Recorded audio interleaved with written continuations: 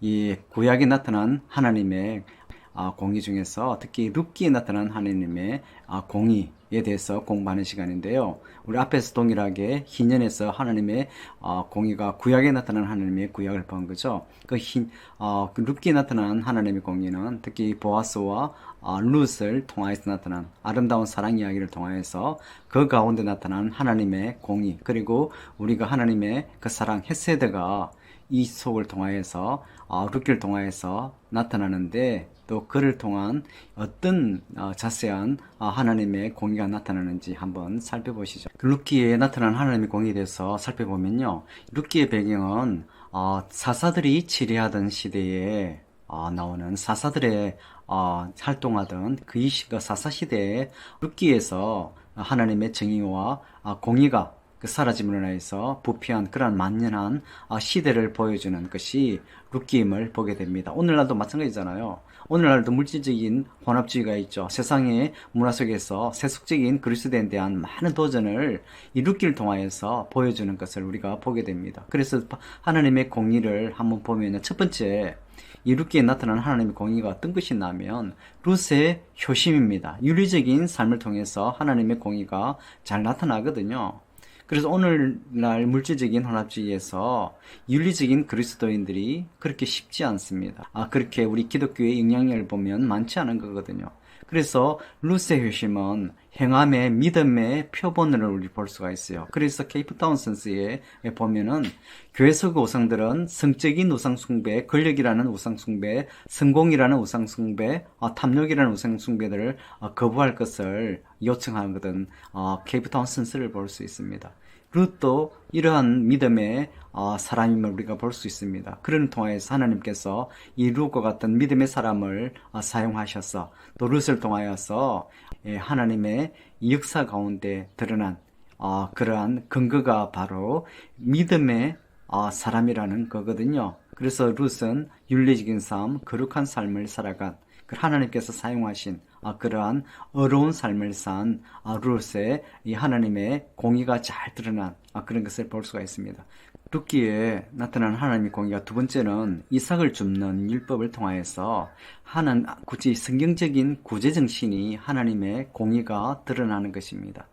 바로 하나님께서 가난한 자들 편에서 하나님의 명령으로 어떠한 경우에도 하나님의 창조한 인간의 존엄성과 생존권을 보장하시겠다고 하는 성경적인 구제정신입니다. 그래서 이를 통하여서 하나님의 어려운 은혜가 나타납니다. 앞에서 희년을 볼 때도 그랬잖아요. 하나님께서는 이 실제 율법을 통하여서 이 이스라엘이 하나님 앞에서 공의를 드러내는 그러한 하나님의 나라를 확장하는 백성으로 살기를 원했거든요. 그렇지만은 이스라엘 백성들이 율법을 안 지켰잖아요. 그 뒷면에 실질적으로 사회적인 제도들, 그리고 경제적인 제도들, 교육적인 제도들을 했지만은 그러나 구체적으로 이스라엘이 행하지 않은 거거든요. 그래서 현실 가운데서 하나님께 주신 그러한 제도와 같이 동일하게 이삭 죽기를 통하여서 하나님께서 가난한 자들을 돌보는 그러한 이 은혜를 보게 되죠. 이 사람들 하나님께서 주신 제도이기 때문에 가난한 자들도 자기의 이 존엄성과 생존권을 보장받을 수 있는 그런 부분이거든요.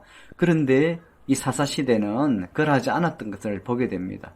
이 보아스를 통하여서, 그리고 룻이 보아스의 땅으로 갈 때 보아스는 달랐거든요. 그리고 보아스를 통하여서 이방인 룻을 향한 이 하나님의 이 자비로운 하나님의 은혜가 증거되는 것을 볼 수가 있습니다. 예수님도 가난한 자, 눈먼 자, 포로된 자, 눌린 자들에게 관심을 돌리고 특히 가난한 자들에 대한 이 복음을 전한 것을 보게 되면 이것이 누가복음에 나타나는 하나님의 호의적인 선택적인 이 가난한 자들에 향한 복음을 강조하는 부분들이고요. 그래서 이삭을 줍는 이런 율법을 통해서 이 가난한 자들 편에 서 계시는 하나님의 명령을, 사회적 장치죠.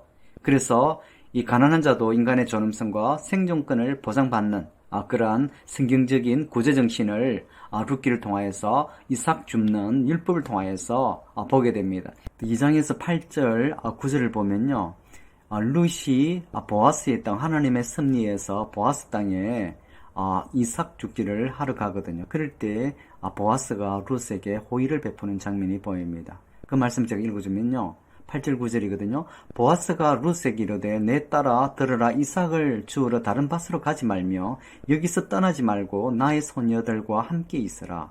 보아스는 이방인인 룻에게 매우 친절하였습니다. 그 룻에게 많은 호의를 보여준 걸 보게 되거든요. 이 시대는 룻기의 배경은 사사기 시대라고 했습니다. 모두가 타락한, 제사장까지 타락한, 그리고 또 가난한 자들을 돌아보지 않는 그러한 끔찍한 어두운, 영적으로 어두운 그런 타락된 시대가, 그렇게 하나님께서 이 사사기에 많은 심판들이 내려, 그래서 이 사사를 통하여서 하나님께서 구원하는 그런 걸 보게 되거든요. 그리고 특히 이런 어두운 변들이 사사시대에 많이 나타난 것을 우리가 보게 됩니다.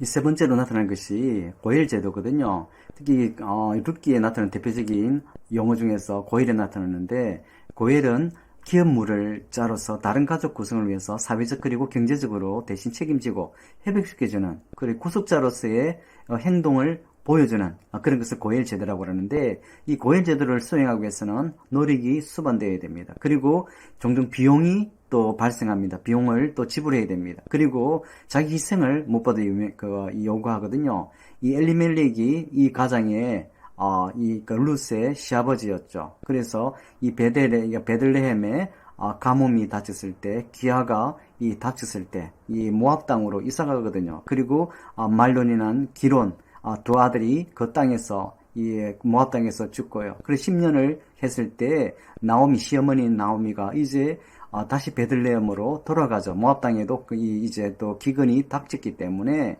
그 가운데 실제로 나오미를 통하여서 룻을 통하여서 이제 이 가문이 이렇게 계획적으로, 그렇지 않으면 실질적으로 그 이스라엘 율법에 그런 행하지 않는 그런 율법 시대에 살고 있는 사사기 시대, 바로 여호수아 바로 그 다음 시대거든요.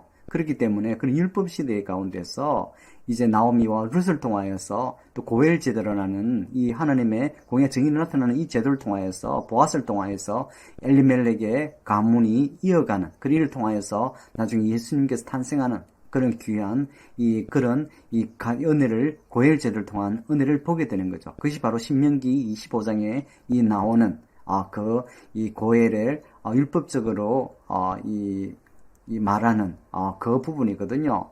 그래서 이 사장이 나중에 그때 가면 보아스가 나오미의 땅을 다시 사줍니다.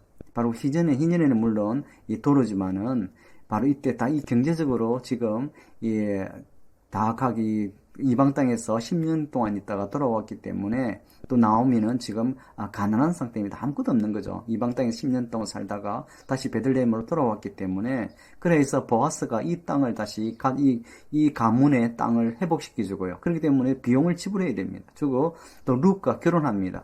이 룻 결혼하면 어떻습니까? 고엘 제도로 인해서 보아스의 가문은 가문을 잇는 것이 아니고 엘리멜 룻의 시아버지 나오미의 그 집안인 엘리멜렉의 가정을 잇는 것이죠.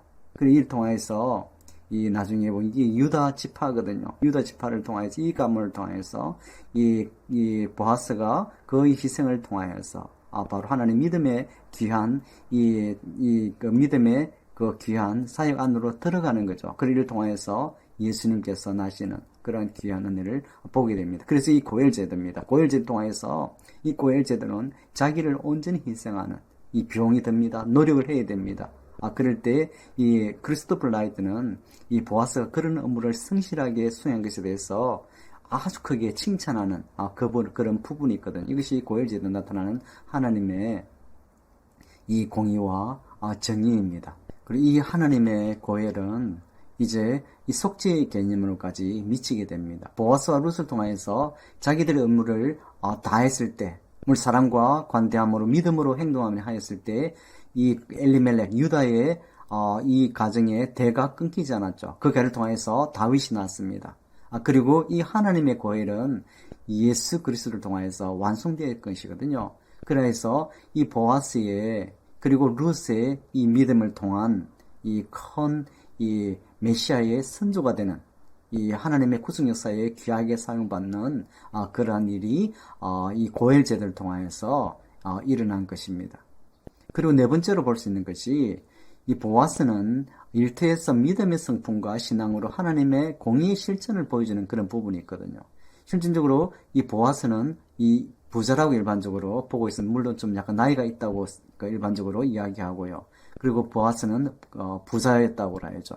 그런데 그 베들레헴에 있는 자기 밭에 갔을 때 제일 처음에 밭에 도착했을 때 일꾼들이 인사하는 그런 장면이 있거든. 이 부분들이 실질적으로 우리나라 사람들이 실제 인사성이 그렇게 발전한, 물론 옛날에는 우리가 인사를 많이 했지만은 실제 직장에 가도 인사합니까? 인사를 잘하지 않거든요. 서로에게 인사를 잘하지 않습니다. 친한 사람들끼리 하지만은, 그런데 외국에서는요, 실제적으로 만날 때 우리 항상 그래서 헬로 하고 이 항상 인사하는 그런 부분을 보거든요. 제가 남아공에 선교를 할 때도 마찬가지였습니다. 제가 매니저, 그 시니어 매니저고 그랬지만은, 먼저 다른 사무실에 방문할 때, 다 밑에 직원들은, 밑에 부하 직원이잖아요. 그런데 인사를 먼저 해야 됩니다. 그것이 실제로 문화적인 그런 부분이 있거든요. 그리고 나이 드신 분도 실제로 먼저 봤을 때는, 다른 곳에 방문할 때는 먼저 인사하는 그런 부분이 있거든요. 그런데 그런 부분을 굉장히 기이 여기거든요. 그래서 우리가 또 이번 건을 봐도, 특히 외국 이런 걸 볼 때도 인사에 대한 그런 부분이 있습니다. 그리고 이 보아스를 봐도 그런 부분을 굉장히 귀하게 여기는 부분 볼 수 있거든요. 그래서 우리나라 컬처 보면 그런 부분을 갖다가 실제 교회에서 인사를 하고, 교회에서 안에서는 또 인사, 그럼 나가면 우리가 인사를 잘합니까? 잘하지 않는 그런 부분이 많거든요. 그래서 우리가 좀 돌아봐야 될 부분입니다. 그리고 보아스가 거의 땅에 도착해서 일꾼들에게 인사하는 걸 보냈어요. 어떤 인사를 했나고 하면, 여호와께서 너희에게 함께 하시기를 원하노라. 일꾼들도 그에게 친밀한 말로 화답합니다. 그들이 대답하되 여호와께서 당신에게 복 주기를 원하나이다. 그런데 이 보아스는 실제로 실행한 아주 일꾼들에게까지 그 너그러운 정신을 우리가 보게 됩니다. 이 사장이 일꾼들에게, 종업원들에게 대하는 우리 그것들을 볼 때 이 보아스의 이